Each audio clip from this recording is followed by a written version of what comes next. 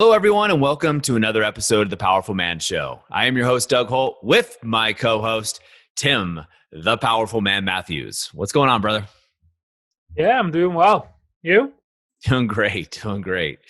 Excited to be here. We've had some great conversations before hitting record, as we often do. And I'm always excited to, when we hit the record button, to share those conversations with other guys that, either aren't currently or don't have the opportunity they feel to be in this level of conversation. Yeah, me too. Me too.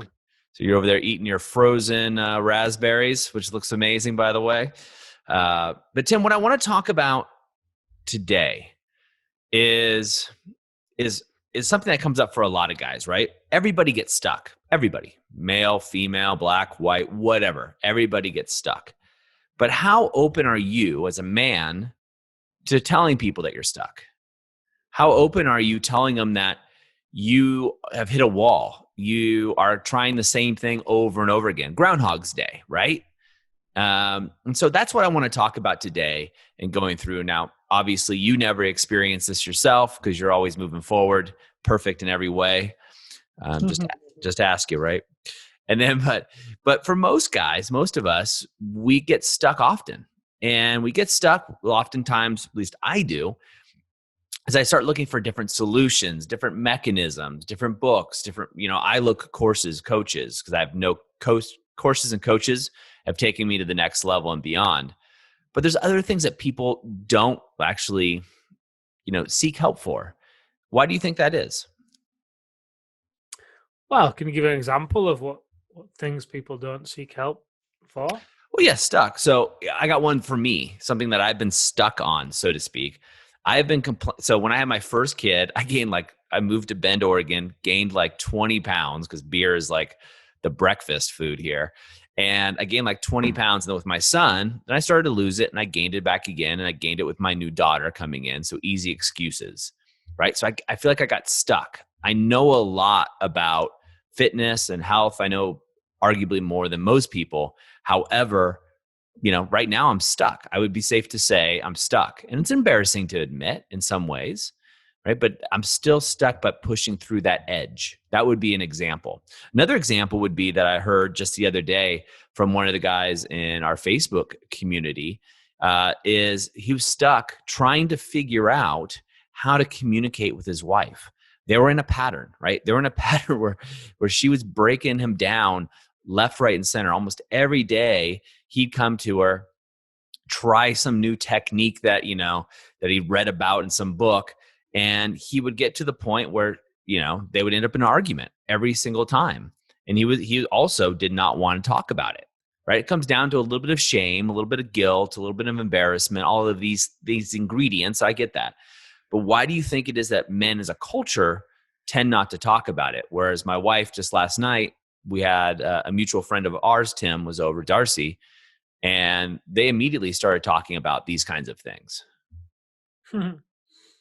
Well, you mentioned a great one, shame, right? A lot of the guys that we work with and that I speak with beat themselves up as though they shouldn't be going through certain problems and that they should know the answer, despite the fact that it's never been modeled to them. Despite they've never had any strong positive role models in, let's just use the area of marriage, right? They've not had any real positive role models of what a real healthy marriage looks like growing up, for the most part anyway. And because of that as well, and this whole shame that then starts to build with keeping this secret, if you will, that, hey, I'm struggling, I'm going to pretend as though everything is okay. They don't want to look weak, obviously, and that's a common one, a common misconception that has been spoken about a lot over the past few years within men and masculinity. But I also think as well, I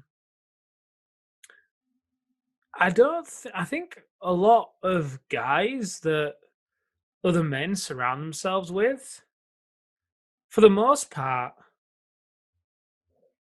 haven't solved the problems they're facing as well. For example, I spoke with a guy today, right? And he said, it kind of goes to the role model thing, right? yeah, look, I've never known, I've never seen what it's like to have a really great marriage. You know, my father, he cheated on my mother, and then he just became this nice guy, and he pleased her and bought her things. And he said, "That's what I'm doing with my wife. I'm buying her things. I buy her a car, and she says she wants an old car, so I get her an old car, a boat, a new house, and I buy her things. I'm just repeating what my father did, and I don't have any guys around me who were really happily married and successful in business as well. So, you know, the only one guy I do know that is like that, he's really keeps it all to himself about him and his wife. He doesn't talk about his marriage. It appears from the outside like they've got a great one, but he never talks about it. And I said, well, it might be because he doesn't know what he's doing that makes it so great. Some guys, some marriages just kind of work with, you know, to a level where they don't even realize that they're meeting each other's needs in a way without realizing they're doing it. It just happens for some people. So I think that's it too. It's a lack of wanting to talk about it, because if you don't have other people around you who have achieved it, then what's the point in sharing, right? It's just gonna often as well when guys do share with other men too, and it doesn't have to be just other men, but when guys do share with other men don't know how to handle it. Yeah. You know, they don't know how to handle the discomfort that comes with that kind of conversation. Hey, you know, my marriage isn't working. You know, my wife's thinking about leaving. What should I do? And often the other guy will I don't know. You just why? Why is she thinking about leaving? Oh well, yeah, just leave her. Whatever gets said. You know, the one guy I spoke with today, whose friend has a good marriage, I was just speaking about a moment ago. When he went to him with the problems he's facing in his marriage, that's the advice he got. He said, "Well, you just need to leave her." And he said, "Well, you've never actually been through the problems I'm going through. So how can you say that you just leave her? You've not been in my position." And I think that struggle with men to sit with that level of discomfort within a conversation is part of the reason why some men struggle in the marriage, because they want to avoid conflict with their wife. They don't want there to be any tension there, which by default then means that they often don't maintain their boundaries and become a bit of a nice guy and start to please the wife and try and save the wife and other things that go with it, just to avoid having that tension there. So I think that's another reason. I think that's a big reason too. You know, other guys just don't know how to support other men, and that's nothing against those other guys. It's just, you know, it's rare. Yeah, I also think it's rare that guys. There's a couple things, right? We're always taught, or most of us are taught, to maintain a certain appearance. Like we got all of our shit together, right? We got it all together, which is definitely an egoic thing. But at the same time, we're taught to be leaders, and to be a man, you don't cry. Definitely don't cry. You don't show weakness ever, right? So all of these things. But when you're stuck, that's, to a lot of guys, that's a sign of weakness. Right. Even when I talk about it, there's, you know, I'm doing so much work over my life, there's still a level of, I guess, embarrassment to it that comes into the play of the conversation. Right. I shouldn't be stuck. Right. I should know what to, I know what to do. That's not the question. But there's a catalyst that's not working here. Right.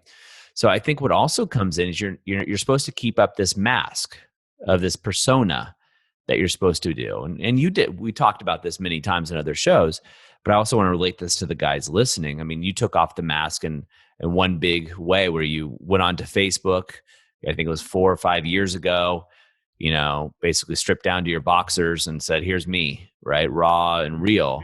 And you went to the other extreme that a lot of guys probably aren't going to go to, but that's what you needed to do at the time to get there, right? That's what you needed to do. You felt, all right, I'm going to burn the bridges. I'm not going to give myself an escape.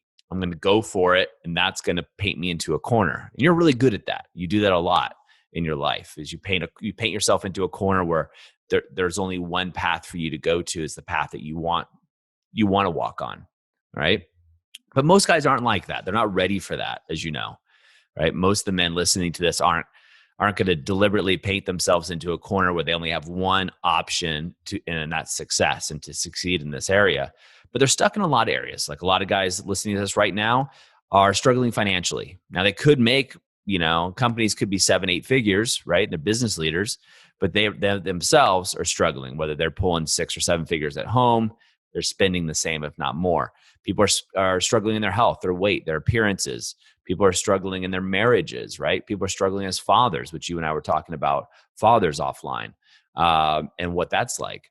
So I think there's a lot of areas that men struggle in, yet they don't speak, right? In our Facebook community, we have over 2,000 men, 2,000 guys that are there that are active, yet most guys are watching. We can see the statistics, guys, right? Facebook gives you stats for groups. So we go in there and we check to see how active people are. We're like, wait a minute.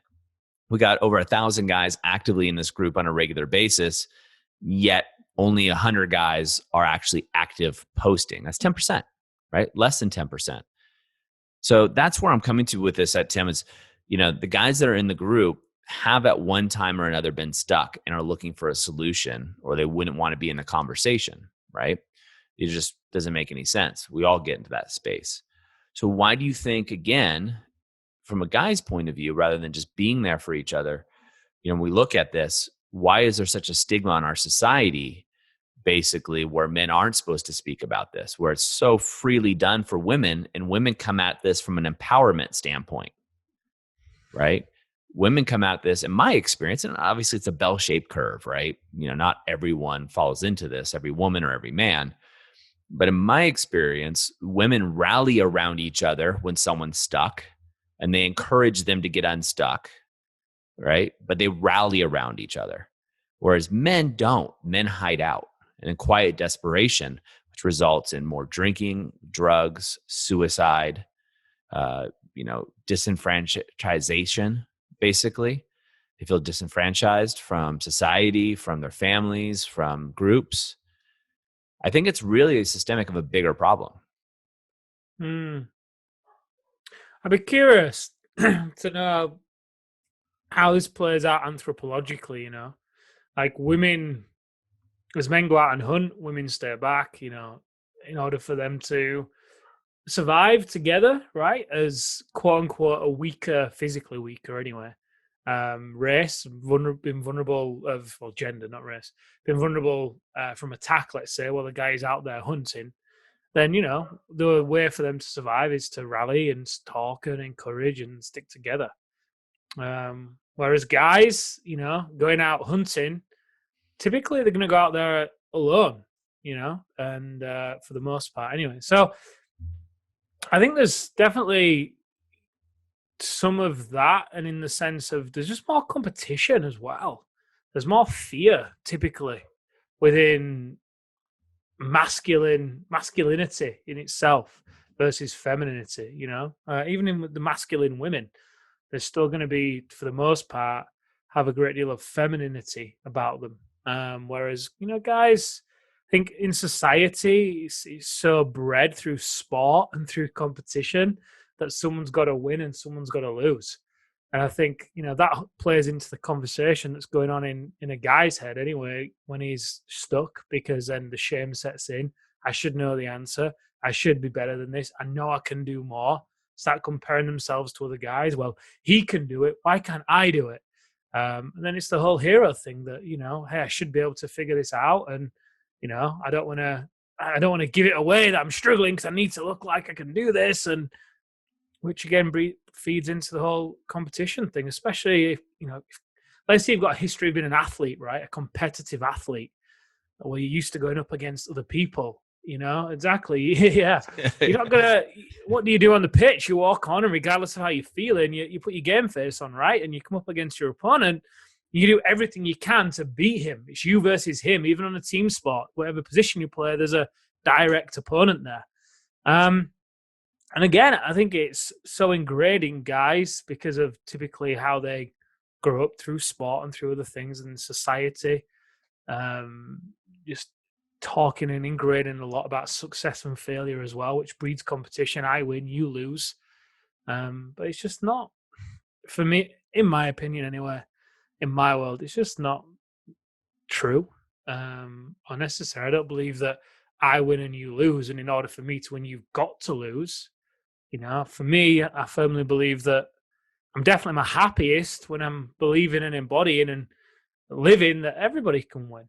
Um, that's definitely the happiest place for me. And when I actually come from that place too and operate in that way, it's the most free I feel too. It's freedom, it's liberation, and typically my results become bigger and better. I get stuck less often, and so does everyone around me. I think you're hitting on something here when you talk about the anthropological. The first thing that came to my mind, obviously not living in those times, but you see the movies and you can imagine it being so, is caveman days or whatever. Men would club the other guy for food, or and then take the woman or take what's his, so to speak. And there's that feeling, I guess, that's innate in us men for thousands of years or what have you, of maybe being scared, scarcity, I guess is what it would come to, right? Of being scared or worried that another man is going to take your thing. So if you're a weaker person, then you become better prey, right? Which I guess plays out even in social media, right? So if I go post on my social media pages right now, like, crap, I gained extra 20 pounds and I'm struggling to get, I'm not making a priority to take it off, right? Last night we had people over, I made steaks and man, they were so good, but we had wine and, my wife got me a glass of whiskey and, then we had dessert, and it was just like one of those nights. And I didn't get up early. I got up early, but I didn't work out, etc. Lots of excuses. That can make you an easy target for people, right? To come at you and, oh, you shouldn't be doing this. You said one thing, you did another. I'm just using me as an example, right? That's very similar to what it could be like back, anthropologically, like in caveman days. You see somebody, you see where they're vulnerable for attack. And some people, which I would actually, say less evolved people, take advantage of that and do attack, right? They do come at that person. And then they probably don't do it consciously, right? They just see this as an opportunity for themselves to look better, right? Which a lot of people want to do, like, Tim is sharing something about himself. So if I want to attack Tim and look better, I can do this now. Or it's safe because Tim can't attack me back, or whatever it may be. So there could be a line if you go back to cavemen. If, you and I meet in a savannah or what have you, I look at you, know I can take you down. So I just do. And I take your woman, I leave. That would be something to be vulnerable. However, if I had an injured leg or something, you might say, this is my opportunity, So I don't know if that makes any sense. It makes complete sense in my head. Coming out in a podcast, it may not. But I wonder how that plays out in modern society. And to your point further, is it necessary? There almost feels like there's a split in consciousness coming our way, right? There's a split where people like yourself and myself don't see that as a vulnerability, but actually a strength, being able to talk about it because you're so strong that you can talk about it because you don't care about the weaknesses. But then there's the other people who are out there, typing on Facebook as an example and just trying to tear people down. Yeah, we spoke about hypergamy, didn't we, a few months ago? Yep. And maybe that's something that plays into this too. If hypergamy is something that's innate in women, always looking for their a man that can provide, right? I wonder if it's innate within us to want to look as though we can provide. But the interesting thing is a lot of guys may go about that through presenting a certain persona that they think is going to be best received by a woman, be it the cars and the houses and the body and all the rest of it. But in actual fact, for some guys, that can define who they are. And underneath all that facade and mask, there can be a big gaping void. And, for me, when I did come clean, let's say, several years ago, it was one of the most freeing things I ever did, because when all the skeletons are out of the closet, there's nothing that anyone can point the finger at. You don't have anything to then fear, do you? Because you live in a transparent life. So nobody can then point the finger and say anything, because you've already admitted and accepted and spoken about all of the things that you have maybe been the most ashamed about in the past. And then from that point, it's just you continue to live that way. So you continue to keep those skeletons out of the closet, which by default helps you to feel strong and integrous, and regardless of the cars and the houses and whatever else that goes with it. It's interesting. As soon as you started saying that, it brought me to, have you ever seen the movie 8 Mile with Eminem? Yeah, can't remember it though. Okay. So in the movie at the end, he's in this, this rap battle. If you guys could set the scene, he's in Detroit. Oh, yeah. He's in a rap battle and he's against these guys. Yeah. And the crew he's against are like the cool guys, right? Mm-hmm. And his crew are kind of dorky, a little bit like, subservient, I would say, almost to some level. Mm-hmm. And he gets on there and, obviously pauses for a little bit. And then he starts rapping. His flow is all about him, all his negative stuff. This is what you're going to say about me. And he says so much negative stuff about himself and his friends that he takes all the ammunition away from the other guy, therefore retains the power. Yeah. And when you can own those negativities about yourself and own them with pride versus shame, wow. Just imagine how that feels. Very interesting. So guys, I'm curious for you guys listening to this right now. What area are you stuck in right now?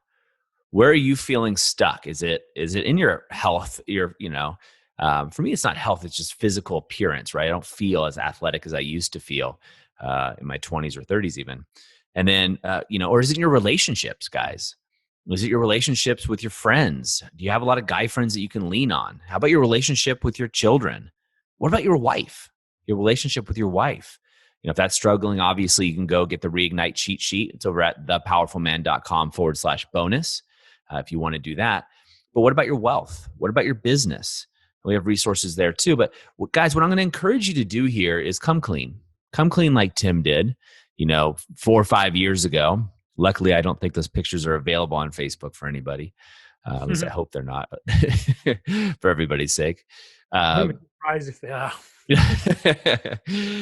But, or me coming clean, right? About my physical appearance where it's not where I want it to be, right? Feeling stuck. Like, well, how do I get over this next hump? What is it for you? We all have something, guys. So as Tim said, how liberating it was for him to come clean, how liberating it was for him to really go through it. Or like Eminem in that movie, 8 Mile, where he comes clean and really takes the power back, so to speak, takes the power away from his opponent. And maybe your opponent is yourself, right? Maybe your opponent is yourself. We often people talk about, hey, I'm my own worst enemy, right? You hear people say that all the time. So maybe you're just taking the power back from yourself or from your ego, depending on where you want to go with that. So what I'm going to invite you guys to do, your call to action today, right? Your call to action, your challenge is go over to the Facebook group, right? Go over to Facebook. If you're not a member of Facebook, I get it. But if you're in Facebook, go over to find the Powerful Man group. If you're not a member, just go ahead and apply. We'll get you in there. And then post. What is it, right? What is it that you're stuck? What area are you stuck in? And then as brothers, as men walking on this journey, this path together, right, that we call life, encourage one another, right? Encourage one another. Offer tips, advice. We're guys. We're going to offer advice all the time, right? But encourage one another on their journey and meet them where they're at. That's your call to action today, gentlemen. I invite you all to do it. We'll see who steps to the plate. Tim, as always, just an amazing conversation with you. I really enjoyed this one. Probably one of my favorite podcast episodes we've done in a while. So I appreciate you for being here. Yeah, thank you. All right, gentlemen, that's a wrap for us. We'll see you next time on The Powerful Man Show.